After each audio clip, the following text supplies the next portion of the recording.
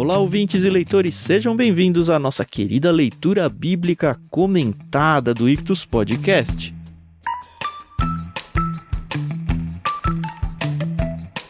Eu sou o Thiago André Monteiro, @vulgutan. Estou aqui com a Carol Simão e com o Thiago Moreira para a gente continuar em Lucas hoje no capítulo 6. Bom dia, tudo bem, pessoal? Bom dia, pessoal. Aqui é a Carol Simão e hoje nós vamos aí estudar mais um capítulo incrível de Lucas. E aí, Thiagão, tudo bem? Tudo bem, graças a Deus. Juntos aqui para Lucas capítulo 6. Eu acho que é um texto muito conhecido, pelo menos em parte, muito querido. Conhecido particularmente em Mateus como Sermão do Monte. E a gente vai falar um pouquinho sobre isso também aqui, mas um texto que traz muitas verdades, muita riqueza pra gente aqui, né? E um texto longo hoje, né? Um capítulo bem comprido. A gente ficou na dúvida se quebrava em 6, em 8, em 11, mas a gente decidiu quebrar em 4 partes só, né? Lembrando também que nós agradecemos a editora Mundo Cristão por emprestar pra gente a NVT, nova versão transformadora. E se você não conhece essa tradução da Bíblia, já passou da hora de você conhecer. Na descrição do programa tem link aí para você adquirir a sua, tem de todas as cores, formatos, de estudo, não de estudo, enfim. Tem bastante opção aí de capa com texto bíblico muito, muito bom, que você que tem acompanhado aqui com a gente já percebeu. Agradecemos também a Maria Lídia por emprestar a trilha sonora que vocês ouvem ao fundo dos episódios. Não se esqueçam do nosso grupo lá no Telegram, mas no final a gente fala um pouquinho sobre ele.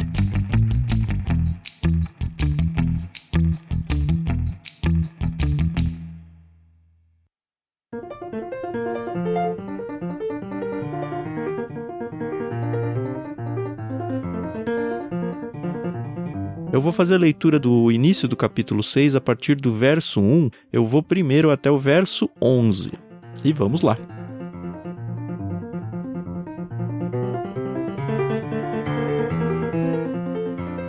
Num sábado, enquanto Jesus caminhava pelos campos de cereal, seus discípulos colheram espigas, removeram a casca com as mãos e comeram os grãos. Alguns fariseus lhes disseram: "Por que vocês desobedecem à lei colhendo cereal no sábado?" Jesus respondeu: "Vocês não leram nas Escrituras o que fez Davi quando ele e seus companheiros tiveram fome? Ele entrou na casa de Deus, comeu os pães sagrados que só os sacerdotes tinham permissão de comer e os deu também a seus companheiros. E acrescentou: o Filho do Homem é Senhor até mesmo do sábado." Em outro sábado, enquanto Jesus ensinava na sinagoga, estava ali um homem cuja mão direita era deformada. Os mestres da lei e os fariseus observavam Jesus atentamente. Se ele curasse aquele homem, eles o acusariam, pois era sábado. Jesus, porém, sabia o que planejavam e disse ao homem com a mão deformada: "Venha e fique aqui diante de todos." E o homem foi à frente. Então Jesus lhe disse: "Tenho uma pergunta para vocês. O que a lei permite fazer no sábado? O bem ou o mal? Salvar uma vida ou destruí-la?" Depois, olhando para cada um ao redor, disse ao homem: "Estenda a mão." O homem estendeu a mão e ela foi restaurada. Com isso, os inimigos de Jesus ficaram furiosos e começaram a discutir o que fazer contra ele.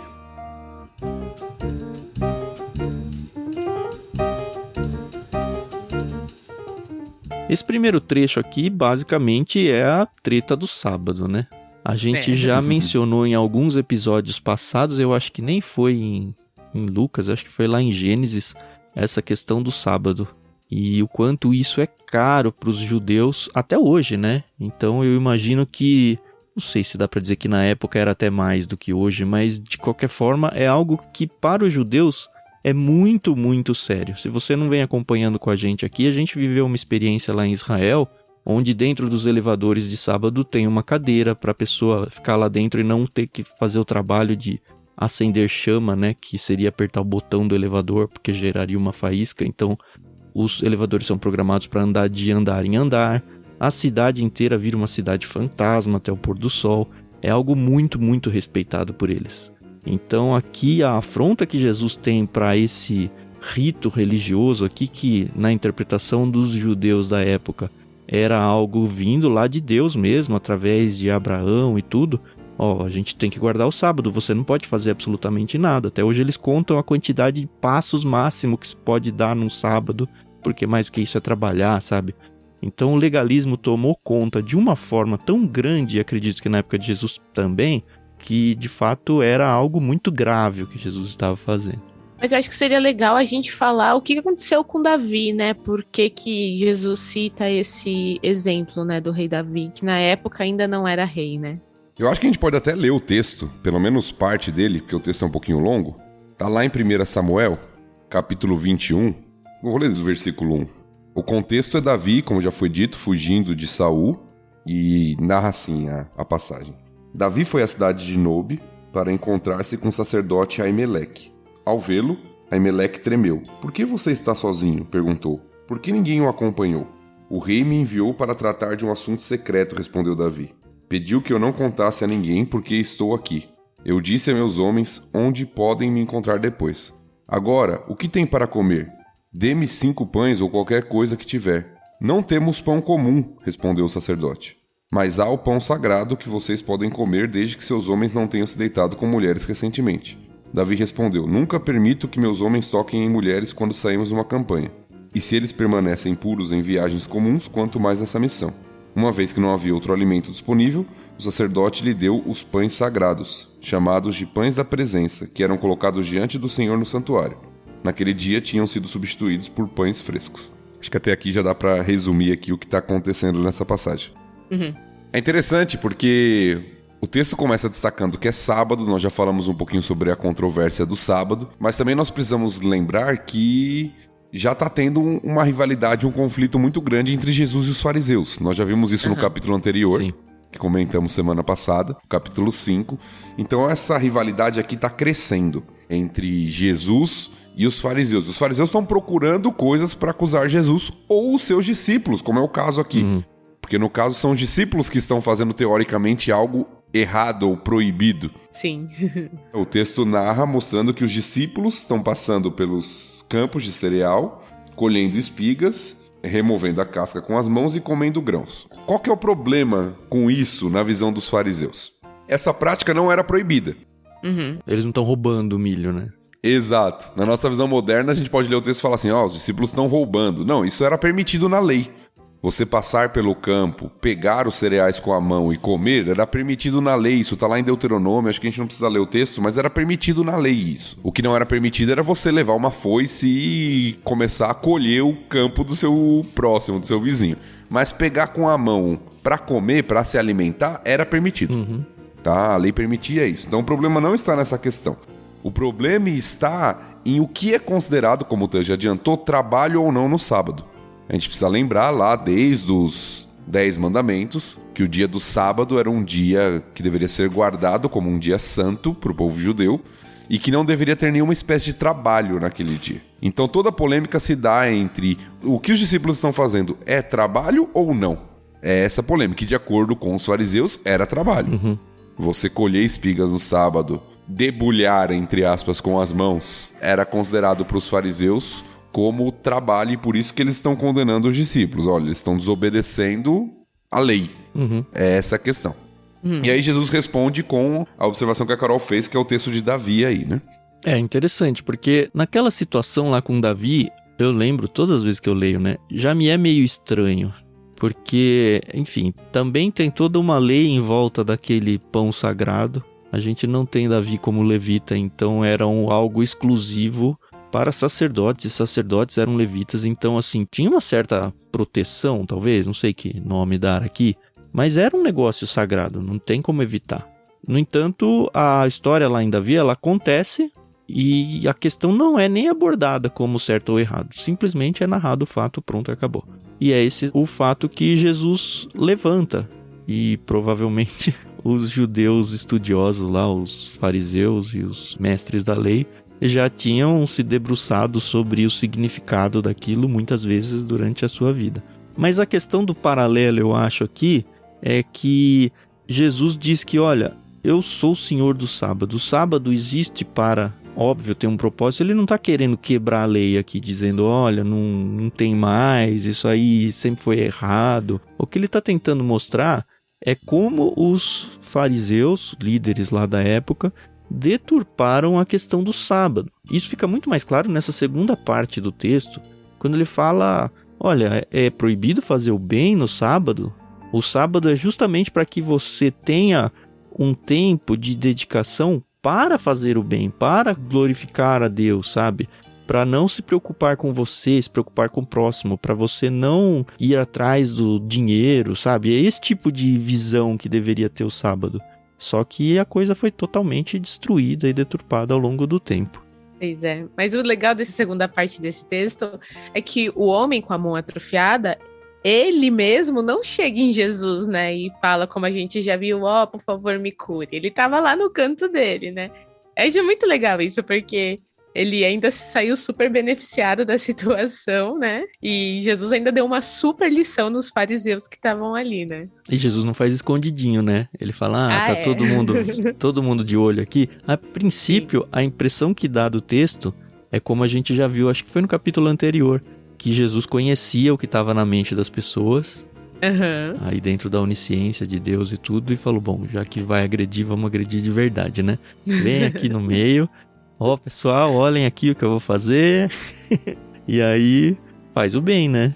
Eu acho que o interessante desse texto todo, primeiro, como o Tan falou, Jesus não tá aqui querendo quebrar ou extinguir a lei do sábado, eu acho que não é essa a questão, mas Jesus tá querendo, de fato, mostrar o espírito da lei. Isso. O porquê ela foi colocada, qual é a sua função. Se a gente for lembrar, eu citei os 10 mandamentos, mas se a gente for lembrar, o dia do descanso foi instituído lá na criação. Sim. A gente viu isso lá em Gênesis. Não por causa de Deus, mas por causa do homem. O homem é um ser que precisa de descanso, de contemplação, de adorar o Criador de todas as coisas. E a nossa tendência, a gente fala dos fariseus, mas a nossa tendência é pegar uma regra, uma norma, uma lei, e não olhar para o espírito da lei, e sim para a norma em si. Então quem tem filho vai entender isso que eu tô falando. É muito fácil você dar uma ordem pro seu filho e ele ser, principalmente quando criança, adolescente, ele ser extremamente literal na ordem. Sim. Não entendendo o porquê da ordem, mas se prendendo à ordem em si. E até julgando, às vezes, mas você falou que não podia e tal pessoa fez. A ordem em si, não o espírito da ordem, né? O objetivo da ordem. E eu acho que é o que Jesus está colocando aqui. Olha, Davi e seus companheiros, era mais importante que eles tivessem algo que comer para sobreviver do que não comer o pão que era reservado só aos sacerdotes. É mais importante os discípulos terem algo para comer do que simplesmente não...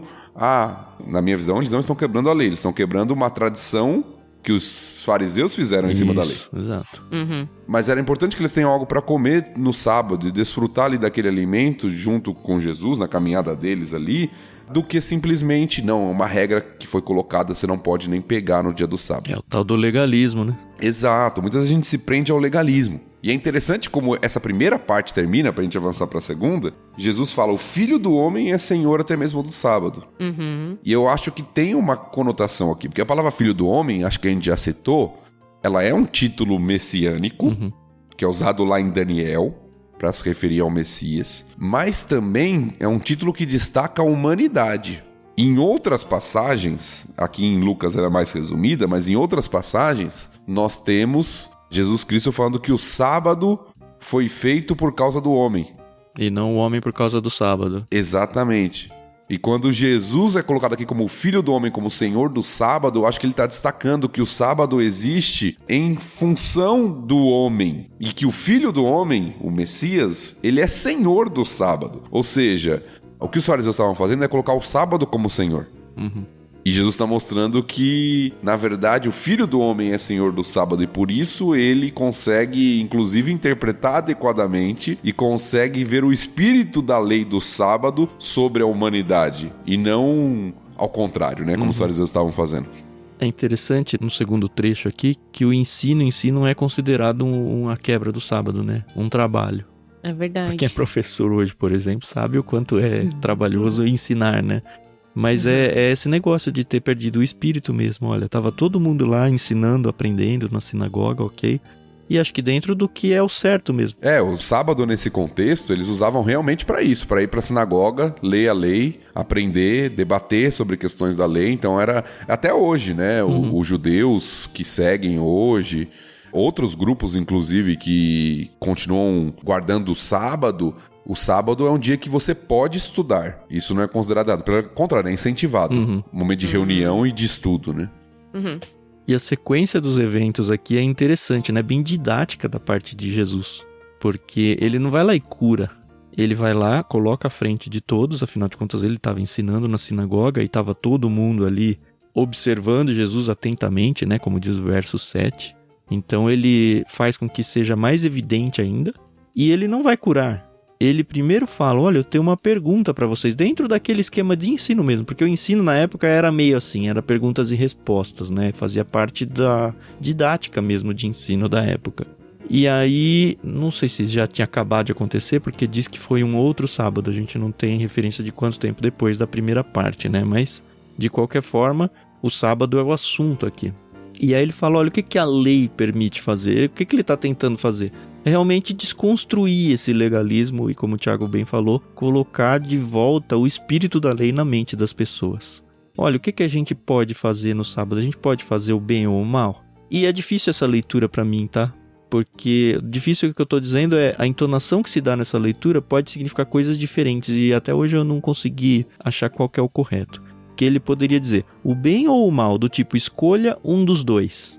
Salvar uma vida ou destruí-la. Ou seja, no sábado eu posso fazer um, mas não posso fazer o outro. O outro jeito de ler é o bem ou o mal, do tipo, eu não posso nenhum dos dois, porque é sábado, então eu não posso absolutamente nada. Nem bem eu posso fazer, sabe? Nem bem nem mal. Salvar uma vida ou destruí-la, eu não sei como ler isso. Mas assim, a conclusão, pelo menos a consequência não muda. Que o fato é, olha, o sábado, ele foi feito para que o homem também faça o bem. Para que eu salve uma vida se for necessário, como foi o caso de Davi. Eu acho que tem um pouco de ironia aqui no texto. Um pouco de ironia porque os fariseus estão condenando Jesus por curar um homem, ou seja, fazer o bem. Ou salvar uma vida, entre aspas, ajudando na cura, né, da pessoa. Porque a palavra salvação também pode ter o sentido de cura, né? Poderia ser curar uma vida, curar alguém. Tem um outro texto, eu nem lembro se é em Lucas ou outro evangelho, que fala, você não pode tirar um animal que caiu no buraco só porque é sábado. Aí no caso seria salvar literalmente uma vida, né? Sim, mas eu acho que a ironia tá no seguinte, Jesus está curando, salvando, fazendo o bem e está sendo condenado por isso. Os fariseus estão planejando o que fazer contra Jesus, para fazer o mal e talvez até tirar-lhe a vida. No sábado, exatamente, no sábado. Nossa, olha isso. Então tem uma ironia, o texto termina assim, o versículo 11 falando, eles estão planejando, furiosos, começando a discutir o que fazer contra ele. Ou seja, o que Jesus está fazendo de curar o homem, os fariseus não aceitam. Mas planejar fazer o mal, os fariseus não tem problema com isso no sábado. Né? Então note a ironia que tem no texto, como eles estão cegos de alguma forma aqui. Né? Sim. E eu acho que é importante a gente colocar, assim como a gente falou da questão da espiga, qual era o problema aqui? Porque existia um debate sobre cura no sábado e sobre aspectos medicinais no sábado. Existia um debate entre os mestres da lei e o que a maioria aparentemente concordava é que você poderia, um médico, por exemplo, daquela cultura, ou até alguém que se propunha curar alguém miraculosamente, poderia fazer no sábado só se fosse uma questão de emergência. Vida ou morte, né? Então a pessoa tá morrendo, aí você pode curar. Se não é, se é algo crônico, você espera pro próximo dia. E aqui no caso de Jesus é algo crônico. É uma mão ressequida, a pessoa tem isso a vida toda, né? Praticamente ali. Então eles estão condenando Jesus por quê? Porque eles estão falando, não pode, porque não é algo urgente. Então não poderia curar no sábado. Mais uma vez uma tradição oral que foi colocada ali pelos estudiosos ali da lei, pelos fariseus, né? E eu sei que a gente tá muito longe do fim do livro, né? De Lucas. Mas essa questão do sábado, ela vai realmente até o final, porque a própria crucificação de Jesus, a gente vai ver quando chegar lá, ela é totalmente apressada para que acabe antes que comece o sábado, porque aí no sábado não pode deixar um corpo lá, não pode tirar, não pode enterrar, não pode fazer nada, né? Sim, é verdade. Então, ficou, né? Não resolveu muito esse discurso aí. E não funcionou, né? Com isso, os inimigos de Jesus ficaram furiosos e começaram a discutir o que fazer contra ele. Jesus dá a lição dele, tenta fazer a reinterpretação correta aí do sábado, mas as pessoas já estão decididas a acabar com esse novo líder reacionário. E é isso aí, né? A gente já sabe que vai piorar cada vez mais o cenário. Isso que ele ainda nem foi para a Judéia, né? Na Judéia a coisa vai ficar pior ainda. Nós temos dois lados aqui, né? A popularidade de Jesus, por um lado, aumenta devido ao seu ensino com autoridade, devido às suas curas, seus milagres. Então o povão, entre aspas, tá com Jesus, principalmente por causa daquilo que Jesus está fazendo. A gente vai ver que uma hora ele vai ser meio deixado também pelo povo. Mas os mestres da lei, os fariseus, aqueles que têm uma posição religiosa, eles estão contra Jesus, porque tá realmente batendo de frente com as tradições que eles criaram, né? Uhum.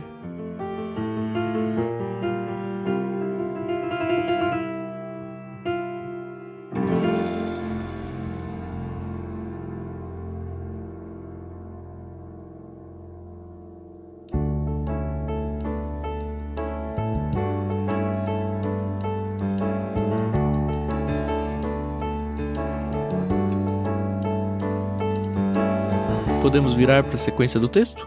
Sim, Carol que vai fazer a leitura agora, né, Carol? isso. Você vai até o verso 19. 19, isso. Então vamos lá.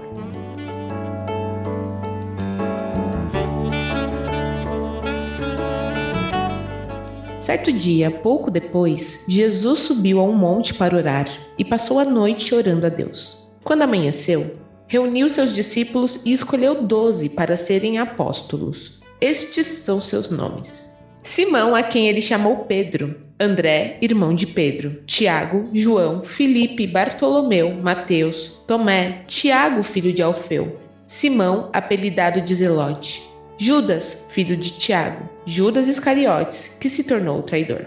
Quando Jesus e os discípulos desceram do monte, pararam numa região plana e ampla. Havia ali muitos de seus seguidores e uma grande multidão vinda de todas as partes da Judéia, de Jerusalém e de lugares distantes ao norte, como o litoral de Tiro e Sidom. Tinham vindo para ouvi-lo e para ser curado de suas enfermidades.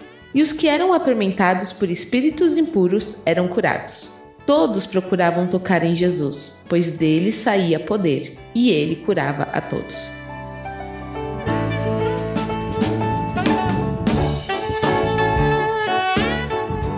Quem participou de Oance, e eu tô falando aí mais do pessoal das igrejas batistas, tinha as musiquinhas, né, pra gente aprender os nomes dos discípulos, né? Então, essa parte aí foi nostálgica. Mas você aprendeu como Bartolomeu ou como Natanael? Só cantando pra saber. Canta aí pra gente, Carol. Vou poupar os ouvintes disso.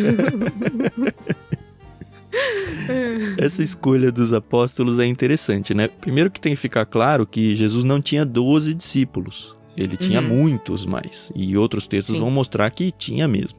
Mas ele escolhe um grupo mais seleto aí, provavelmente para andar mais perto dele. Naquele sentido de que, sei lá, está na faculdade, o professor tem toda a classe, mas tem os alunos da iniciação científica, sabe? Que são mais próximos, que tem um projeto a mais e tem um contato mais próximo. Isso era muito comum na época entre os mestres. Ele tinha o seu círculo de pessoas que ele ia influenciar mais. A gente vai ver até que dentro desses 12 tinham 3 mais próximos ainda, né? Isso vai ficando claro ao longo do evangelho. E é interessante, Tan, só um parênteses aqui nessa sua fala, porque o texto destaca algo importante. Você disse bem, ele tinha vários discípulos, ele reuniu seus discípulos, escolheu 12 para serem apóstolos. Às vezes a gente faz até essa confusão, né? As pessoas falam discípulo, apóstolo, usa como sinônimo muitas vezes, porque os 12 discípulos ficaram conhecidos como os apóstolos mesmo. Sim. Mas a gente tem que lembrar, Jesus tinha muitos discípulos, ou seja, muitos aprendizes, muitas pessoas que estavam junto com ele aprendendo.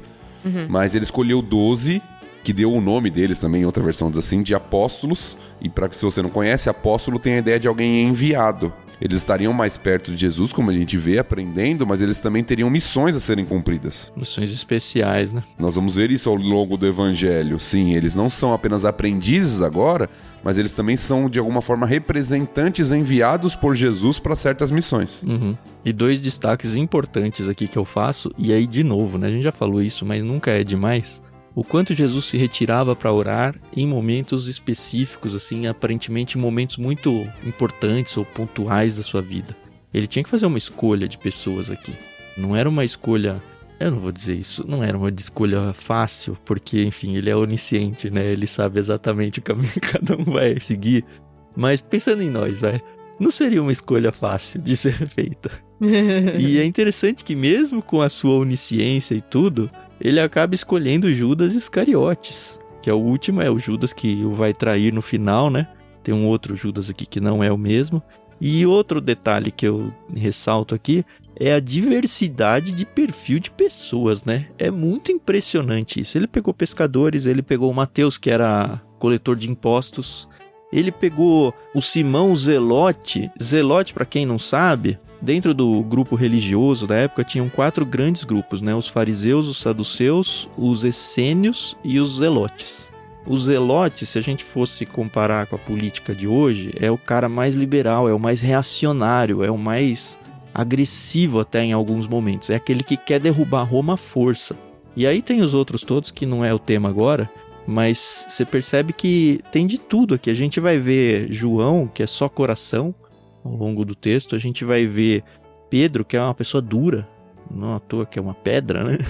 É uma pessoa rude, é um pescador, é um cara cabra macho, sabe? Aquela coisa assim. Então tem um pouquinho de tudo. E funciona, né? Um grupo parecido com uma igreja local, né? Que tem um pouquinho de tudo e funciona. Era o que eu ia falar, né? Eu acho que Jesus, ele veio realmente para ensinar até como uma igreja deveria ser na sua diversidade, né? Porque a gente tem pessoas que são formadas, temos pessoas mais humildes, temos homens, mulheres, e é bem legal isso, né? Quando eu penso sobre essa questão da oração que o Tan destacou, é claro, Jesus é Deus, mas nós não podemos esquecer do aspecto da encarnação aqui. E o quanto ela nos ensina. Sim. Jesus orando, às vezes as pessoas elas pegam o que não é principal no texto, né? Por exemplo, Jesus vai para um monte orar, e as pessoas hoje elas acham que então o poder está em orar no monte.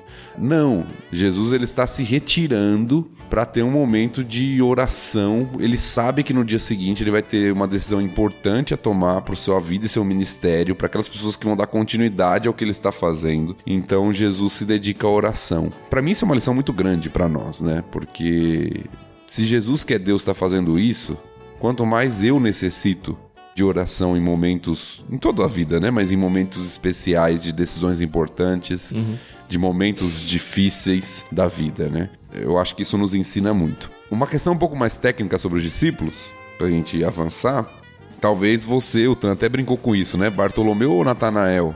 Você tem aqui Judas, filho de Tiago, que também é chamado de Tadeu. Sim. Em outro dos evangelhos. Então talvez você fique um pouco confuso. O que a maioria dos estudiosos acreditam e citam aqui é que as pessoas, no geral, na antiguidade, elas poderiam ter, assim como tem hoje em dia, mais de um nome. Como você tem, por exemplo, João Marcos, né, no próprio livro de Atos ali, outros personagens tinham mais de um nome, e às vezes está se usando nomes distintos. E muitas vezes as pessoas ganhavam nomes ou apelidos. Como o caso de Pedro, por exemplo, né? Sim. Pedro era Simão e foi chamado por Jesus por Pedro. Então isso pode explicar as diferenças de nomes aqui que nós temos entre um evangelho e outro, entre uma passagem e outra aí, né? E só voltando para sua fala sobre a oração, é interessante também notar que não é aquela oração de 5 minutos de Jesus, né? Cara, é Jesus, é o próprio Deus. Mas ele se retirou e passou a noite orando. Quando amanheceu, ele foi fazer a seleção dos apóstolos dele lá. Então, também é uma lição para nós, assim, em momentos de decisões importantes, não é aquela oraçãozinha protocolar de, Deus ajuda a entender as coisas aí, fazer as coisas certas, me dá sabedoria, amém. Cara, não, é um relacionamento ali, essa oração de Jesus não é que ele ficou lá de olho fechado falando a noite inteira com Deus, falando verbalmente. É aquele momento de ficar concentrado só naquilo, sabe? Eu acho que a oração é tudo isso, todo esse momento. Sim. E aí tem o grande sermão, né? Que alguns defendem que não tem nada a ver com o Sermão do Monte lá de Mateus 5, porque, enfim, aqui eles estão numa região plana e ampla. Outros defendem que podia ser um planalto, se bem que aqui no começo do 17 diz que desceram do monte, então talvez já não esteja no monte. Outros defendem que, olha, a pregação de Jesus não era exclusiva de um único local. Ele pregava a mesma coisa várias vezes em vários contextos, o que faz muito sentido também. Então, é mais uma daquelas coisas que eu acho que a gente ficar se apegando a esse detalhe é perder tempo. O importante mesmo é o conteúdo. E nós vemos que o conteúdo, apesar de estar mais resumido, em Mateus ele é maior, ele é muito próximo ao conteúdo lá do que a gente chama de Sermão do Monte de Mateus. Sim. Então eu acho que realmente ou nós estamos falando de uma questão muito de preciosismo, até porque o monte também está envolvido aqui em Lucas, aqui só fala que eles desceram do monte, né? Se foi em cima ou se foi embaixo do monte, eu acho que é uma questão muito preciosismo, ou o que eu acho muito coerente também e isso ajuda a gente a explicar várias coisas, não só esse texto, que Jesus não falou uma única vez sobre isso. E quem está no ministério, quem é pastor aqui sabe disso. Você, muitas vezes, prega e ensina a mesma coisa em diversos contextos diferentes. Por quê? Porque você estudou aquilo e você pode ensinar públicos diferentes, em momentos diferentes e ocasiões diferentes, o mesmo ensino. Então, eu creio que não é nada absurdo pensar que Jesus pregou isso mais de uma vez, para públicos diferentes também, em ocasiões diferentes, se for o caso, né? E de novo vem aquele meu incômodo com o feliz, né? Feliz e o bem-aventurado. Por que não, né? Por que não? Mas antes da gente entrar nessa parte dos felizes, das bem-aventuranças, como a gente conhece, né? É interessante a gente ver que tem mais gente chegando, né? Ah, é. O texto fala de grande multidão, vinda de todas as partes, Judéia, Jerusalém, e agora acrescenta um detalhe, de lugares distantes ao norte, como o litoral de Tiro e Sidom. Que nem judeus eram, né? Então a fama de Jesus está se espalhando, né? Indo para mais distante, indo para mais distante. Isso porque ele era o Nazareno, né? Nada de bom vem de Nazaré. E Judéia e Jerusalém é do sul. Ele não estava lá na Judéia, ele estava na Galileia, que é no norte. Sim. Então, assim, é gente vindo do sul ao norte, assim, de todos os lados estão chegando para ouvir as suas palavras. E serem curados. É a ênfase que o texto dá também. Muitas vezes as pessoas, elas querem ouvir Jesus, mas talvez o que chama mais a atenção é, olha, eu fui lá, aquele homem ensinava bem, mas ele curou tal pessoa. E a gente vê como isso apela, né, às pessoas hoje, como as pessoas procuram isso hoje. É mesmo, inclusive, né?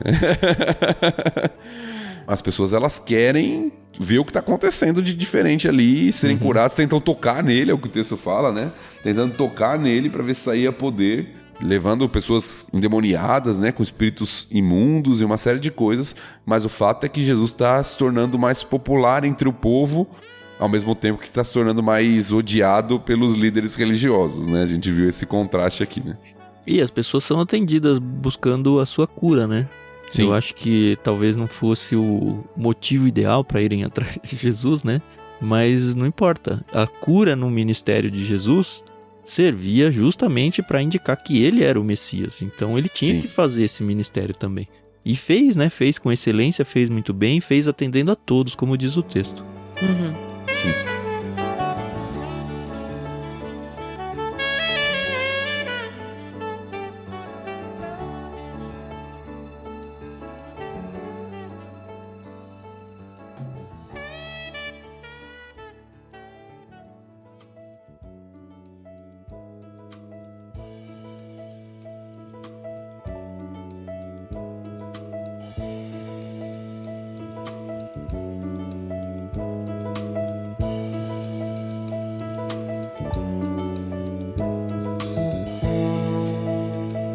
E aí vamos pro discurso, né? Para o que Jesus ensina. E é bem interessante isso que o Tam mencionou agora, porque ele curava, mas não acabava na cura. A cura não era o mais importante.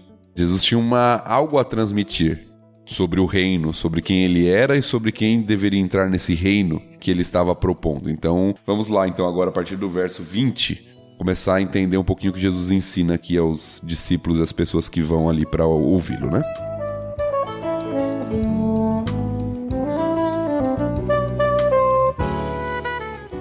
Então Jesus se voltou para seus discípulos e disse: Felizes são vocês pobres, pois o reino de Deus lhes pertence. Felizes são vocês que agora estão famintos, pois serão saciados. Felizes são vocês que agora choram, pois no devido tempo rirão. Felizes são vocês quando os odiarem e os excluírem, quando zombarem de vocês e os caluniarem como se fossem maus, porque seguem o Filho do Homem. Quando isso acontecer, alegrem-se e exultem, porque uma grande recompensa os espera no céu. E lembrem-se de que os antepassados deles trataram os profetas da mesma forma. Que aflição espera vocês, ricos, pois já receberam sua consolação. Que aflição espera vocês que agora têm fartura, pois um terrível tempo de fome os espera. Que aflição espera vocês que agora riem, pois em breve seu riso se transformará em lamento e tristeza. Que aflição espera vocês que são elogiados por todos, pois os antepassados deles também elogiaram falsos profetas. Mas a vocês que me ouvem eu digo: amem os seus inimigos, façam o bem a quem os odeia, abençoem quem os amaldiçoa, orem por quem os maltrata. Se alguém lhe der um tapa numa face, ofereça também a outra. Se alguém exigir de você a roupa do corpo, deixe que leve também a capa. Dê a quem pedir, E quando tomarem suas coisas, não tentem recuperá-las. Façam aos outros o que vocês desejam que eles lhes façam. Se vocês amam apenas aqueles que os amam, que mérito tem? Até os pecadores amam quem os ama. E se fazem o bem apenas aos que fazem bem a vocês, que mérito tem? Até os pecadores agem desse modo. E se emprestam dinheiro apenas aos que podem devolver, que mérito tem? Até os pecadores emprestam a outros pecadores na expectativa de receber tudo de volta. Portanto, amem os seus inimigos, façam-lhes o bem e emprestem a eles sem esperar nada de volta. Então a recompensa que receberão do céu será grande e estarão agindo de fato como filhos do Altíssimo, pois ele é bondoso até mesmo com os ingratos e perversos. Sejam misericordiosos, assim como seu Pai é misericordioso.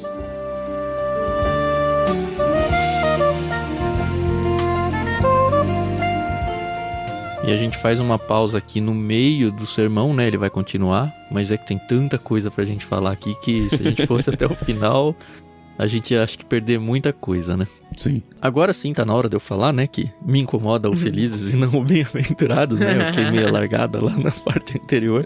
Mas assim, a gente já acho que gastou bastante tempo discutindo esse felizes ou bem-aventurados, mas tem tanta coisa pra falar que eu acho que não devemos gastar tempo de novo falando a mesma coisa aqui. Agora, que esses textos me incomodam, esse início principalmente, quando ele fala, olha, vocês que são pobres, felizes os pobres, felizes vocês que choram. É um texto difícil, né, eu não tô dizendo nem difícil de aceitar, mas eu acho que é difícil de interpretar esses textos. Porque a gente vê aqui claramente um contraste muito forte entre pobres e ricos. Ele fala, ó, rico já tem tudo que precisa aqui e vai depois. Ah, então eu tenho que ser pobre. A conclusão imediata que vem, eu tenho riquezas, então eu estou em pecado. É pecado ser rico, é pecado eu ser bem sucedido. Eu preciso me desfazer dos meus bens. E infelizmente tem muita igreja que se apega nisso e força, né, as pessoas a fazerem isso. E adivinha para quem que pedem o dinheiro, né? Mas enfim. Mas é difícil de entender isso e eu tenho certeza que o Thiago já resolveu isso na cabeça dele, porque afinal de contas ele tem uma igreja para pastorear e vai ajudar a gente a entender melhor. É isso, né, Thiago? Seria bom se fosse simples assim, né? Mas você tá aqui para isso. Há primeiro uma interpretação às vezes muito superficial do texto e segundo um entendimento às vezes que, devido às vezes a essa interpretação superficial, leva a alguns exageros. A palavra pobre aqui, se você lembrar do texto de Mateus, é traduzida como pobre de espírito, ela tem um significado amplo. Ela pode se referir pobre materialmente, como parece nos sugerir aqui o texto, imediatamente. Mas ela também é usada, por exemplo, para se referir a alguém humilde. De conhecimento ou não? Conhecimento religioso, talvez? Não, no sentido de alguém contrito, de alguém que é receptível à palavra. Tá? A palavra ela é usada tanto para pobreza física, mas também às vezes para pobreza no sentido de falência, de rendição. No sentido, eu não sou mais o dono da minha vida. É meio que aceitem o evangelho como uma criança aceita, nesse sentido? Sim. Então eu acho que tem as duas coisas aqui. Tem a pobreza física também, porque lembra que Jesus está falando, no geral, para o povão. Sim. Para um povo pobre, no geral, e oprimido. Lembra que ele está falando num contexto onde os judeus estão sendo dominados pelos romanos. Então eles são aqueles que choram naquele momento. Eles são aqueles que têm pobreza material. Quem era rico em Israel naquela época? Eram os governantes, os coletores de impostos, que eram odiados, como a gente falou. A liderança religiosa, que tinha um pouco mais de dinheiro. Deixa eu fazer um contraste para ver se eu estou entendendo certo. Que pobre de espírito, ele me traz uma conotação ruim, que eu acho que também não é. E aí eu queria propor uma ideia aqui que talvez seja mais fácil explicar o oposto e aí entender pelo oposto do que entender o conceito de pobre de espírito. Porque quando eu penso num rico, pelo menos no rico que está sendo descrito nesse texto, eu estou pensando na arrogância que traz junto com a riqueza. Então é aquele negócio de, eu sou rico, então eu sou melhor do que você, porque eu sou rico. E eu não dependo de nada. Isso. E aí a arrogância do rico vem junto, e aí é muito mais difícil você convencer de qualquer argumento uma pessoa desse tipo, não porque ele tem posse financeira, mas porque vem junto a essa arrogância. Autossuficiência. Isso. Esse pobre de espírito é o oposto disso, não a pobreza em si, Mas olha, se eu não sou um arrogante pela riqueza, eu sou esse pobre de espírito, e eu gosto de pôr entre aspas aqui para tirar a conotação ruim disso, no sentido de que, eu tenho que me orgulhar porque eu sou um chucrão, sabe? Não é isso o texto. Eu tenho que me orgulhar porque eu não sou estudado. E eu sei que tem gente que se apega a isso. Não, cristão que estuda é pecado, porque é pecado estudar, sabe? É triste ouvir isso, mas é nesse sentido de, olha, eu tenho que estar humilde, meu espírito tem que estar rebaixado em oposição à arrogância de um rico. É isso, mais ou menos? Eu creio que sim. E quando a gente lê o contexto todo, eu acho que fica mais fácil a gente entender. Por quê? Ele está falando, são pobres, são os que choram,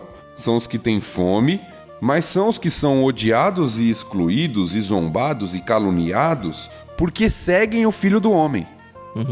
Então é um grupo só que ele está falando aqui.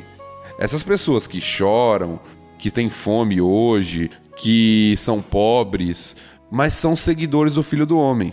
E é isso que a gente não pode perder de vista, porque tem toda uma ideologia hoje que fala o seguinte, não, se você é pobre e está sofrendo, você já está salvo.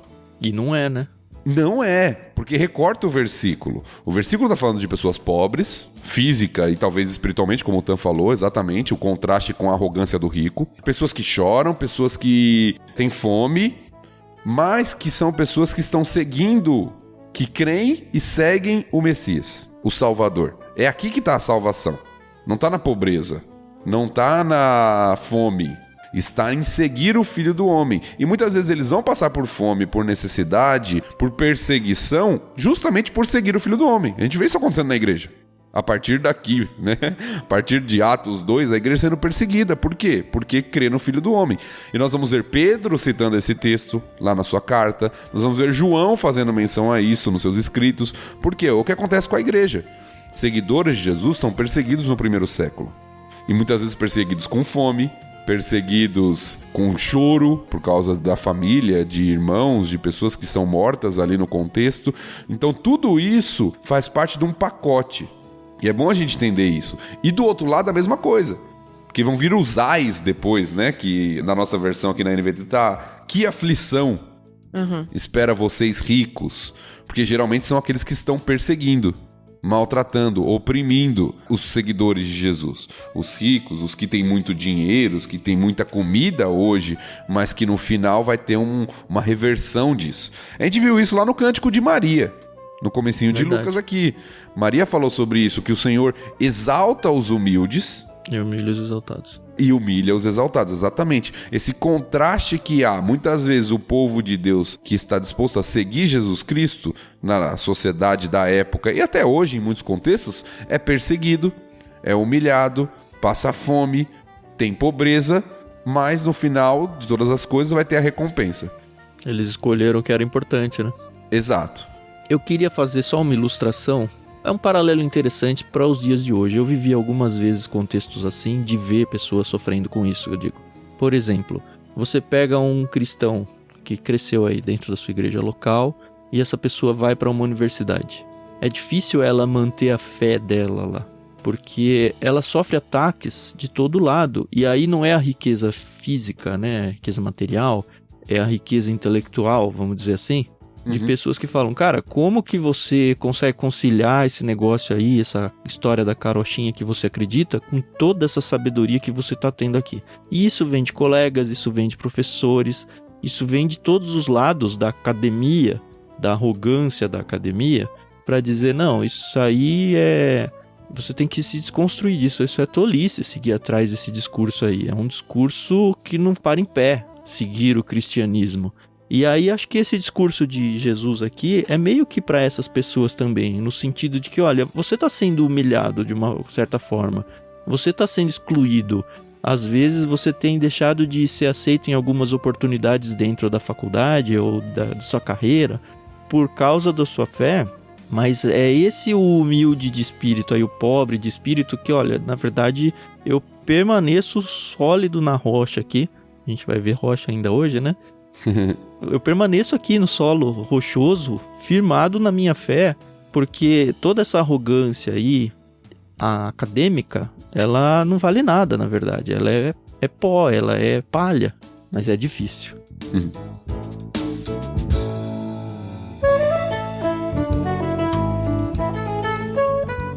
E aí vem um bloco que é... Olha, eu acho que é só um discurso do cristianismo, viu? Eu nunca ouvi nenhum discurso desse tipo aí, em nenhum tipo de filosofia, em nenhum tipo de ensino. A gente não vê isso nem na escola, assim, ensinando para os nossos filhos. Essa questão de tratar bem os inimigos, de ser tonto dos outros, né? É isso, né? É nada, Tan. É que Jesus é por amor, entendeu? Então ele só tá aqui explicando como é que a gente tem que agir.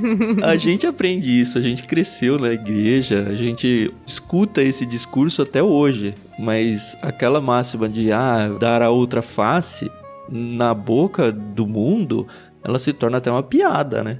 Talvez nós estamos aqui com um dos discursos, dos ensinos mais difíceis das Escrituras. Uhum. O judeu do mundo antigo, do primeiro século ali, da época de Jesus, foi ensinado a amar o seu próximo, judeu, seu compatriota, sua família, mas estava acostumado a odiar os seus inimigos. Sim. Odiar o estrangeiro, odiar aquele que, de alguma forma, não considerava o Deus de Israel. Foram criados num contexto contrário ao ensino de Jesus aqui, de ódio aos inimigos. E séculos disso, né? Sim, sim. A gente tem como exemplo Jonas, que não queria ir lá para Ninivitas porque eles eram inimigos. E imagina que eu vou lá pregar e vai que eles se convertem. Que perigo.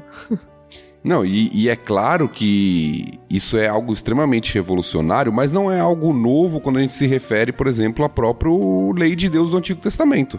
Uhum. Jesus aqui não está dando algo novo, mas o judeu, ao muitas vezes ignorar o que estava sendo escrito desde o Antigo Testamento, que deveria considerar inclusive o gentil, o necessitado, ele vai criando uma mentalidade diferente daquilo que Deus queria para o seu povo. Sim. E aqui Jesus tem que retornar algumas coisas e dar alguns ensinos que são de alguma forma chocantes para o povo, para falar quem era o cidadão do reino, né? Quem era aquele que quer ser um seguidor de Jesus, o que deveria estar na mente dele, né? Uhum. A minha dúvida é se tem limites nisso. E eu tô pensando agora em nós, povo brasileiro. Porque, como o Thiago falou bem aí, o contexto lá, Israel, a questão familiar, a questão do clã, a questão das tribos, ela era muito patente para eles. Isso era muito natural deles. Até o desenvolvimento do xenofobismo, como a gente mais ou menos falou aí. Mas a gente hoje vive aqui num contexto brasileiro onde as pessoas tentam se dar bem em cima das outras a qualquer custo. Onde enganar e ir atrás do jeitinho brasileiro é quase um elogio, assim, sabe? É esperado isso das pessoas. Você esquece um negócio num lugar, achado não é roubado, sabe? Você perdeu, vai assaltar, perdeu. Tudo, sabe? Todo o contexto, a gente vê o amiguinho na escola dos nossos filhos falando, não gosto de você, batendo. E é difícil educar nossos filhos dentro desse princípio bíblico e ao mesmo tempo não deixar ele se tornar um bobão. É muito difícil, assim. Eu entendo isso. E os textos aqui, eles vão mostrar situações onde a pessoa claramente leva prejuízo e ela simplesmente não vai atrás da justiça, né? Eu tive uma vez uma discussão com um amigo advogado e foi mais ou menos para esse lado. Até onde um cristão ele deve realmente entrar na justiça por buscar os seus direitos ou não, ele simplesmente assumir o prejuízo embasado ou não dentro desse princípio? Isso vale contra a pessoa física ou vale contra a pessoa jurídica também? É um desdobramento monstruoso que a gente tem que considerar. E eu acho que a gente tem que olhar hoje para esse texto e pelo menos fazer algumas perguntas e falar até onde eu posso ir ou não devo ir para obedecer ou desobedecer esse texto. Eu acho que nós temos princípios universais aqui, com aplicações diversas, eu diria. Primeiro que o contexto está falando de amor ao inimigo. E não é o neutro, né? É o inimigo, é declaradamente inimigo, né? Isso, é o inimigo e às vezes a gente... É claro que o princípio de amor, a Carol falou, né? Do amor no princípio aí, Jesus como a demonstração máxima do amor, deve se dar em todo momento. Sim. E em todo contexto. Agora, como isso se manifesta em diferentes culturas, em diferentes situações, em diferentes públicos, eu acho que difere. Por exemplo, quando a gente vai para a igreja, relacionamento entre irmãos, É claro que deve ser sempre entre amor, mas quando tem um problema entre irmãos no relacionamento da igreja, tem métodos de você tratar isso. Que Jesus Cristo vai ensinar, que Paulo vai ensinar nas Escrituras. Então, se você tem alguém que está agindo como um não cristão e se declara cristão, ele deve ser confrontado com relação a isso. Então, aqui aparentemente, pelo contexto de tudo que Jesus está falando, está com uma relação principalmente, não apenas, mas principalmente com os romanos, que às vezes exigiam algumas coisas e faziam certas coisas com os judeus como povo conquistado, e que a tendência de alguns era querer algum tipo de retaliação, de vingança, talvez da maioria dos judeus. E Jesus está falando, olha, vocês vão vencer tudo isso por meio do amor, e não por meio da retaliação, da vingança. Paulo vai falar sobre isso lá em Romanos, quando fala que a gente não deveria se vingar, mas vencer o mal com o bem. Então eu acho que essa é a grande questão que Jesus está falando aqui. O amor ao inimigo refletindo o que Deus faz para conosco, que é como ele termina o texto. Ser misericordioso como Deus é misericordioso para conosco, porque Deus é misericordioso com todo mundo, até com os injustos e maus. No fim é misericórdia, né? Exatamente. É interessante, porque a impressão que me dá é que, e talvez eu esteja com a impressão errada mesmo, nesse contexto, se você reagisse com amor, a pessoa talvez ia cair em si e falar, puxa, olha, eu tava esperando que ele me fizesse o mal também, mas ele fez o bem, e aí a pessoa cai em si e, enfim, se desculpa e tal. Eu não sei se era verdade isso lá no Império Romano, mas a impressão que eu tenho no nosso contexto brasileiro é que se alguém receber esse tipo de resposta, a pessoa fala, mais um tonto aí, deixa eu me aproveitar porque ele vai agir assim, sabe? Mas assim, eu acho que num certo sentido, trazendo uma aplicação bem prática mesmo, é a questão de assumir o prejuízo, bem como o finalzinho do texto falou, né? Olha, a recompensa que vocês receberão no céu será grande. Então, como a gente já falou aqui, a questão é a nossa misericórdia pelas pessoas. É a difícil lição, e tô falando isso pra mim, tá? Pessoalmente, mas eu acredito que seja uma lição difícil pra grande maioria das pessoas aí, de deixar a vingança nas mãos de Deus. Eu sou um cara muito irado, sabe? Várias situações me deixam muito irritado, eu quero resolver e tal, e é uma das minhas lutas, assim, pecaminosas maiores. Esse senso de justiça, sabe? E me tira muito do sério isso. E pra mim é assim, esse discurso me arrebenta. Assim, eu nunca, por exemplo, processei ninguém. Mas não me faltou vontade. Vontade, né? Sei lá, se alguém me faz algum mal, mano, assim, a primeira coisa que me faz passar na cabeça é... eu vou na casa dele pegar um negócio e pegar pra mim porque tem que reparar esse dano, sabe? É um negócio totalmente anticristão, mas é a minha natureza pecaminosa aflorando, né? Então esse texto me fala muito mesmo. E pra mim é justamente isso, é falar, Deus, tá bom, eu tô sendo prejudicado, você está vendo que eu estou sendo prejudicado, então, número 1, trabalha no meu coração pra eu saber lidar com isso. E número 2, me ajuda a entender que é o Senhor que vai se vingar. Se a pessoa vai se arrepender, se ela vai vir com amor num segundo momento, aí não é mais minha responsabilidade. A minha responsabilidade, de alguma forma, é amá-la. Então eu preciso de ajuda do Senhor aí pra eu conseguir fazer isso. Eu acho que é essa a questão. E o texto fala muito bem, né? Todo mundo age muito bem quando a coisa é boa, quando é o seu amigo, quando é pra retribuir um presente, você dá outro no lugar. Mas o contrário é o que o bicho pega. Eu acho que esse é um ponto importante do texto. Além da questão de deixar as coisas na mão de Deus, é de testemunho da diferença que há quando eu sou filho de Deus. Porque ele fala, se você ama quem te ama, você não precisa ser crente pra isso. Basicamente ele tá falando isso. Os gentios, os pecadores, né, aqueles que não conhecem a Deus, eles fazem o mesmo.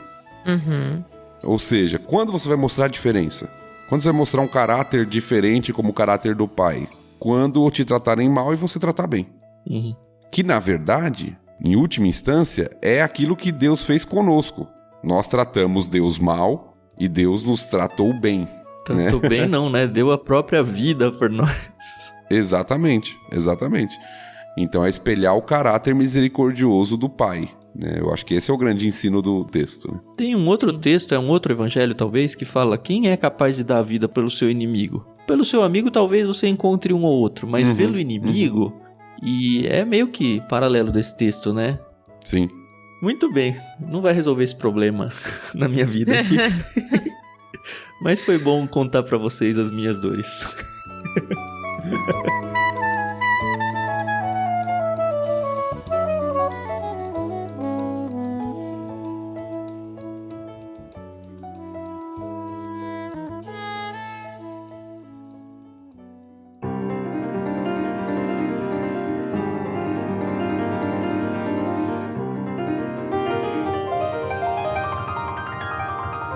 Vamos virar pro último bloco? Vamos lá. Então eu vou fazer a leitura do verso 37 até o final.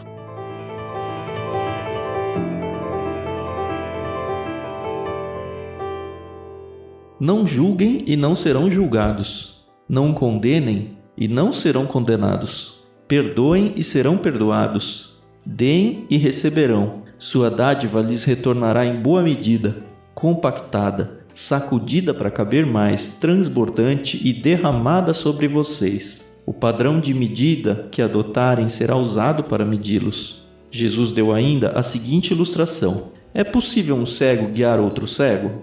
Não cairão os dois num buraco? Os discípulos não são maiores que seu mestre, mas o aluno bem instruído será como o mestre. Por que você se preocupa com o cisco no olho do seu amigo, enquanto há um trunco em seu próprio olho? Como pode dizer, amigo, deixe-me ajudá-lo a tirar o cisco de seu olho, se não consegue ver o tronco em seu próprio olho? Hipócrita! Primeiro, livre-se do tronco em seu olho, então você verá o suficiente para tirar o cisco do olho de seu amigo.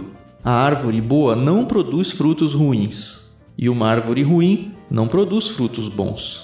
Uma árvore é identificada por seus frutos. Ninguém colhe figos de espinheiros, nem uvas de arbustos espinhosos. A pessoa boa tira coisas boas do tesouro de um coração bom, e a pessoa má tira coisas más do tesouro de um coração mau, pois a boca fala do que o coração está cheio. Por que vocês me chamam Senhor, Senhor, se não fazem o que eu digo? Eu lhes mostrarei como é aquele que vem a mim, ouve as minhas palavras e as pratica. Ele é como a pessoa que está construindo uma casa e que cava fundo e coloca os alicerces em rocha firme. Quando a água das enchentes sobe e bate contra essa casa, ela permanece firme, pois foi bem construída. Mas quem ouve e não obedece é como a pessoa que constrói uma casa sobre o chão sem alicerces.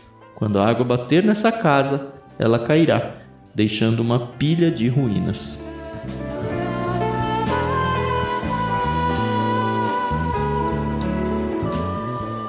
Esse texto, para mim, ele é muito delicado, principalmente quando chega nessa parte do cisco, né? Do tronco no olho do seu irmão, né?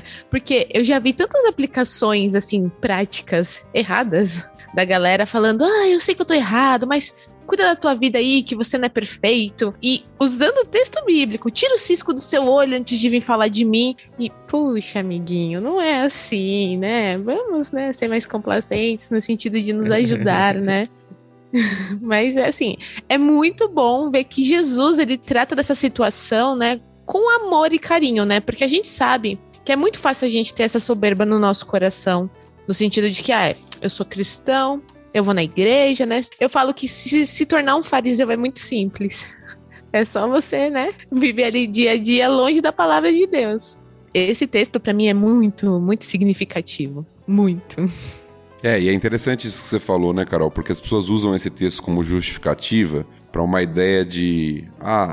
você não mexe na minha vida que eu não mexo na sua, cada um tem os seus pecados e a gente vive assim. Cada um deu a vida para um, cada um que cuide da sua, é isso? É, mais ou menos isso. Mas o texto não tá falando disso. O texto tá falando de fazer uma autoanálise, trabalhar nos seus pecados, confessar os seus pecados, mudar para que você possa ser útil na vida do seu irmão. O texto não fala assim, olha para você e esquece do outro. O texto fala, tira a primeira trave para que você possa ver claramente. Se você tirar a trave, você vai conseguir enxergar claramente. E aí você vai poder ajudar o seu irmão ou o seu amigo, né? Sim. Como tá na versão aqui. Então aí você vai poder tirar o cisco que tá aí no olho dele. Ou seja, a ordem continua sendo ajudar a tirar o cisco. Mas primeiro você precisa tratar o seu coração para que você veja com clareza. Em vez de julgar erroneamente, em vez de condenar, que foi tudo que ele falou em cima, né? Sim. Você deve olhar com clareza para poder ajudar o seu irmão. Eu tenho uma pergunta pra você, Thiago. Acho que dentro do seu ministério de aconselhamento, você deve ter lidado algumas vezes com isso e eu queria ouvir um pouco sobre isso. Eu já ouvi várias vezes. Normalmente não cristãos, eles conhecem muito bem esse texto. Não julgueis para que não sejais julgados, né? Ou como tá aqui, não julguem e não serão julgados. Muito nessa onda que a Carol falou aí da pessoa falar quem é você pra vir me julgar. E assim, o verso 37 é um imperativo, né? Não julguem e não serão julgados. Ao mesmo tempo, a gente vê outros textos bíblicos onde diz que é função de nós cristãos ajudarmos, principalmente outros cristãos dentro da mesma comunidade cristã e tal, a identificar e acusar. Tem até um dom espiritual específico, né? O dom de exortação, onde você vai exortar a pessoa e fazer ela enxergar que, olha, o que você está fazendo é errado, isso que está acontecendo ofende a Deus, você precisa mudar. E num certo sentido, talvez isso não seja exatamente julgar, mas as pessoas interpretam isso como julgar. E aí entra em conflito. A própria Bíblia falando numa hora eu posso julgar, em outros momentos ela fala, não, eu não posso julgar. Teve um capítulo mais pra trás aqui, eu acho que foi em Lucas mesmo, que eu levantei a questão de João Batista julgando Herodes por causa da esposa do irmão, que ele estava ficando com a esposa, e aí no caso ele não estava nem julgando alguém dentro da comunidade cristã dele, ele estava julgando uma figura pública falando, olha, isso está errado e você tem que parar com isso. Então, João Batista errou lá também. A gente já conversou um pouquinho sobre isso, mas acho que esse assunto veio à tona agora e eu queria ouvir um pouco. Pode julgar, não pode julgar? Se pode julgar, por que esse texto está no imperativo? Por que ele vale, por que ele não vale, entendeu? É um vespeiro aí que eu acho que a gente precisa mexer. Eu acho que são duas coisas principais. Uma é a questão de entender o termo mesmo como você falou. A Bíblia em todo momento mostra que só há um juiz, que é Deus. Deus é o juiz verdadeiro. Nós não podemos assumir a função de juízes. Sim. O problema é que as pessoas confundem exortação, correção com juízo. E são duas coisas diferentes. Esse é o primeiro ponto. Uma coisa é eu ver um problema, um erro, um pecado na vida do meu irmão e corrigi-lo para o benefício dele, baseado no padrão das Escrituras, não na minha percepção, né, na minha visão, mas olhando para as Escrituras, vendo que aquilo está errado, eu tenho o dever bíblico, e isso é amor biblicamente, de exortá-lo para que ele saia dessa condição de pecado e volte para o Senhor. O fato de ser dito dever, eu acho importante. Não é um direito, é um dever nosso como cristão. É um dever que demonstra amor. É o que Deus faz com os seus filhos, ele corrige. Demonstração de amor nas Escrituras. Quando eu vejo que meu irmão está enlaçado ali no pecado e eu tento tirá-lo de lá. E quando não é o meu irmão? Quando é um descrente? Quando é um descrente, eu diria que num primeiro momento, a apresentação sempre é da solução. Em que sentido? De apontar para Cristo. Nunca uma questão meramente moral. Às vezes a gente quer que o descrente se comporte como crente. E ele não vai. Se ele não tem o Espírito Santo de Deus, ele não tem nem condições disso. Sim. Às vezes a gente quer, você tem que mudar de vida. Ele só vai mudar se ele conhecer Jesus mesmo. Certo. Se ele se render a Jesus. Mas a primeira questão é a diferença mesmo de entender o que é julgamento e o que é exortação ou correção. São duas coisas distintas. Nós nunca estamos no papel de condenar as pessoas. Do juiz, de dar um veredito.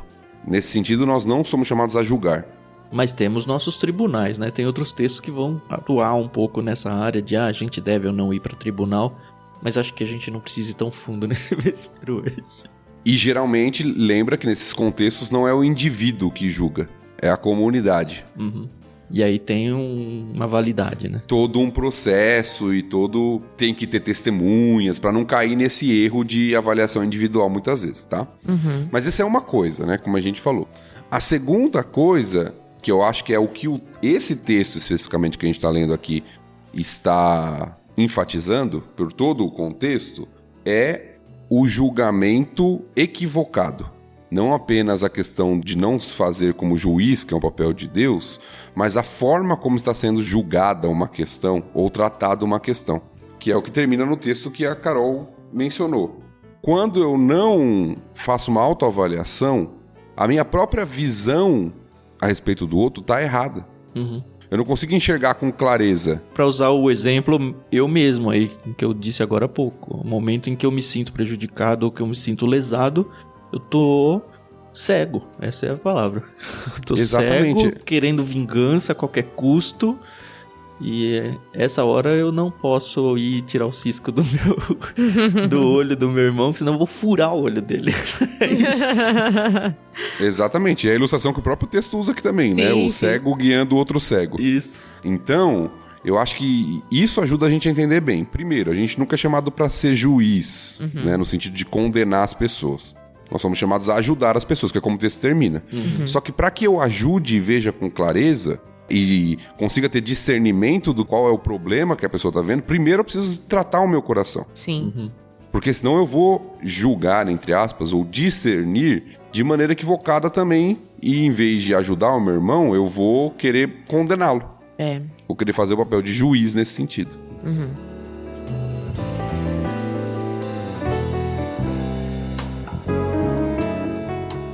E esse trechinho aqui, nem sei se tem muito a ver, mas tem que ter a ver porque tá no meio, né? Eu sempre fico meio perdido no significado mesmo, tá? Os discípulos não são maiores que seu mestre, mas o aluno bem instruído será como o mestre. O que ele tá querendo dizer com isso? Olha, eu acho que Jesus está contando, tô tentando interpretar aqui o texto, ele está contando um dito, aparentemente isso aqui era como se fosse um dito popular. O discípulo não será maior do que o seu mestre e tal. Mas para mostrar que se o discípulo seguir aquilo que o mestre está falando, ele pode ser como o mestre. Eu acho que essa é a finalização que Jesus dá. O discípulo não será maior do que o seu mestre, mas o aluno bem instruído será como o mestre.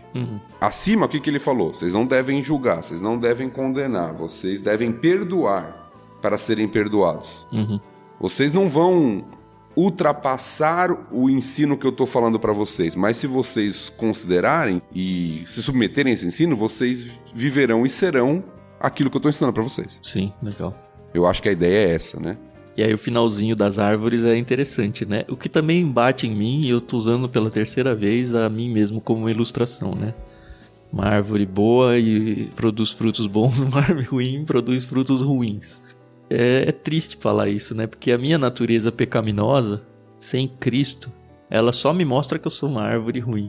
Porque se eu não tiver o Espírito Santo habitando em mim e falando, calma, Thiago, se segura nesses momentos de ira, eu vou demonstrar qual é o meu fruto verdadeiro, sabe? Eu preciso que Cristo realmente transforme os meus frutos, e aí o texto ficou bem claro que para que eu gere frutos bons, eu preciso antes eu ser uma pessoa boa. E eu nunca vou ser bom. Eu tô falando eu para dar de exemplo, né? Mas ninguém, né? Várias vezes na Bíblia isso fica muito claro. Ninguém é bom a ponto de ter frutos bons. Todo mundo é ruim, todo mundo é espinheiro, todo mundo é árvores que dão frutos ruins. Isso aqui eu ouvi muito, né, da minha avó, da minha mãe. Isso aí, ó, você olha pro que a pessoa faz e você já sabe quem ela é. Você olha como ela trata os pais, você já sabe como ela vai tratar o seu cônjuge quando ela casar. Você olha como ele lida com o professor e você vai ver como ele vai ser com o dia que ele for um empregado, ou um patrão, ou seja lá o que for. Mas é muito claro isso no texto, né? E eu acho que a grande questão dessa ilustração, Jesus dá duas ilustrações finais, né? A da árvore e daqui a pouco a gente vai falar do alicerce. Para concluir o sermão dele, ele dá duas ilustrações finais. A da árvore, para mim, a grande questão é o que tá governando o nosso coração. Ele termina falando que a boca fala do que tá cheio o coração. Ou seja, aquilo que a gente fala, aquilo que a gente faz, revela o que tá no nosso coração. Sim. E eu acho que isso vai além da questão de conversão. Quando eu digo que vai além, é evidente, o Tan falou bem, nós, naturalmente, nossa natureza pecaminosa, nós somos árvores podres, que vão dar frutos ruins. Isso é inevitável, o ser humano, por causa do pecado, vai produzir isso. Mas aquele que foi salvo em Cristo, ele pode dar frutos bons.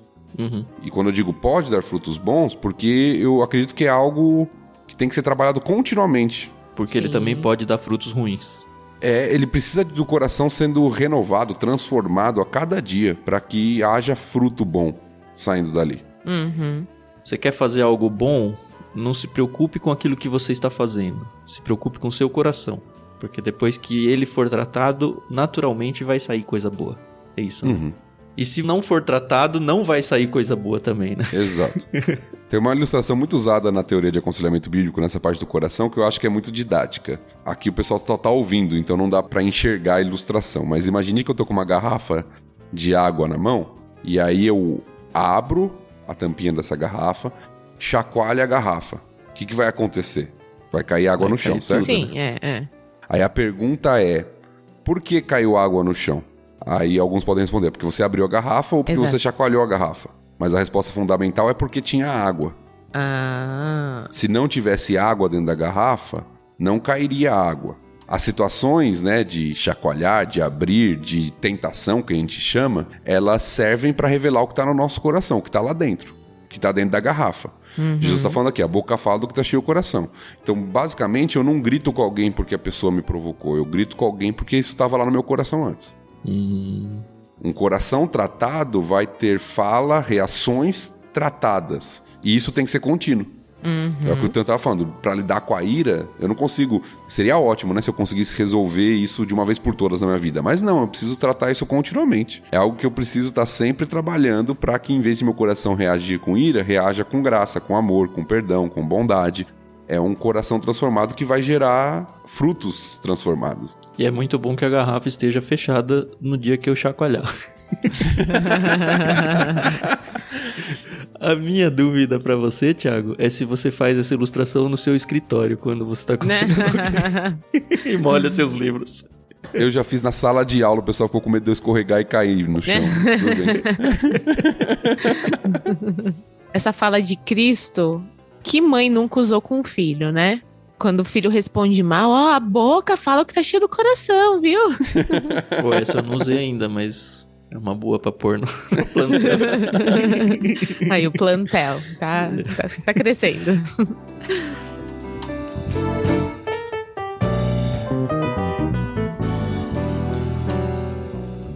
E a do alicerce aí também aparece várias vezes na Bíblia em outros contextos, né? Mas é mais ou menos a mesma coisa, né? A ilustração é praticamente a mesma. A questão é de você estar preparado aonde ninguém tá vendo, que é o alicerce. Mas ali é óbvio que a gente consegue fazer pontes para o alicerce é Cristo. E tem a tal da pedra angular, que também aparece várias vezes em outros textos e tal, né? Mas é isso, é a gente se planejar para se tornar uma boa árvore, para se tornar uma boa edificação. E isso se dá através da prática. É a grande ênfase aí da ilustração, né? Nós temos a ilustração do alicerce, a casa construída sobre a rocha, a casa construída sobre a areia, mas note que a comparação que Jesus dá é entre aquele que ouve as palavras e pratica e aquele que ouve e não pratica. O que construiu a casa sobre a rocha é aquele que ouviu e praticou o que Jesus está ensinando. Jesus está encerrando o sermão dele dando uma ilustração. Sim. Ele fala assim, ó, se você veio aqui, ouviu o que eu falei e não praticou, não adianta nada, sua casa é construída sobre areia. Primeira tempestade ela vai cair. Agora, se você ouviu o que eu estou falando e colocar isso na prática, sua casa vai resistir às tempestades. Então Jesus está basicamente terminando o sermão incentivando a ter essa solidez, e essa solidez vem por meio da prática daquilo que Jesus está ensinando. Que gera trabalho, né? Exatamente, ele sabe que não é uma coisa fácil, né? Não é do dia pra noite que a gente vai mudar certos comportamentos que a gente tem, né? Não é à toa que é um exercício espiritual. Também já falamos em outros episódios. Exercício dá trabalho, exercício cansa, exercício requer tempo, requer trabalho. Precisa ser feito. Não vou virar um Miss Universo porque eu tenho muita vontade de ser um Miss Universo. Se eu não fizer um exercício e me focar só nisso e dedicar minha vida a isso, não vai acontecer nada nunca. Eu gosto muito de um paralelo dessa ilustração, se não me engano é lá no meu xará Tiago, na parte do espelho, né? De você ouvir tudo isso é como você olhar num espelho, você olha lá a sua imagem, sai e vai embora. E daqui a pouco você esquece a sua imagem. Que não é isso, né? E lá naquele contexto, exatamente, Tiago também falando de ser praticante e não somente ouvinte. Isso. Um dia a gente vai chegar em Tiago. Tiago é curtinho, mas ele é tiro certo. Eu gosto dele, ele me lembra muito eu. Deixa eu fazer um comentário muito nada a ver aqui, mas agora toda vez que eu faço minha devocional, eu fico, quando é que a gente vai chegar no LBC pra falar disso? Eu preciso falar disso com alguém. Você tá anotando, Carol? Então, eu comecei a fazer isso quando eu cheguei em Ruth. Eu falei, não, eu preciso começar a anotar, porque surge dúvidas, surge outras questões. E eu falei, eu preciso logo... Sabe quando você lê aquele livro maravilhoso e você quer alguém para conversar com você e não tem ninguém por enquanto? A gente precisa chegar em alguns livros aí, rápido. É interessante, as minhas devocionais, elas trabalham um pouco ao contrário, cara. Não quer chegar. Não, outros livros que a gente ainda não chegou, mas com princípios de trechos que a gente já tratou. E aí eu falo, caramba, eu devia ter falado isso. Eu devia ter trazido esse texto. Mas é muito legal essa ligação que a gente tem entre as coisas, né? Mostra só a riqueza da Bíblia mesmo pra nossa vida, né? Verdade. Sim.